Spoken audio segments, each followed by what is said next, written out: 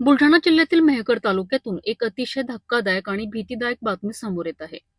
जानेफळ येथील आठवडी बाजाराच्या मुख्य ठिकाणी महावितरणाच्या एका डीपीला भीषण आग लागली.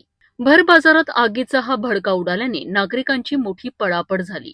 जड वाहनांचा धक्का लागल्याने झालेल्या या शॉर्ट सर्किटमुळे शासनाचे मोठे आर्थिक नुकसान झाले असून महावितरणाच्या कारभारावर आता प्रश्नचिन्ह उपस्थित केले जात आहेत. बुलढाणा जिल्ह्यातील मेहकर तालुक्यातील सर्वात मोठी बाजारपेठ असलेल्या जाणेफळ येथे भीतीचे वातावरण पसरले होते.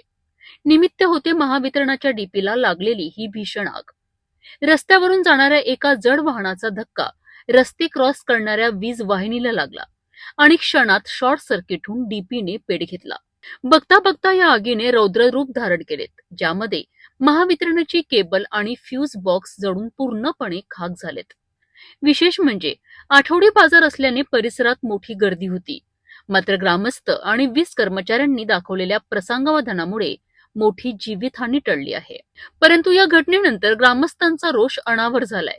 महावितरणाच्या उपकेंद्रातील अधिकारी मुख्यालयी राहत नसल्यामुळे दुरुस्ती आणि देखभालीकडे दुर्लक्ष होत असल्याचा गंभीर आरोप नागरिक करीत आहे.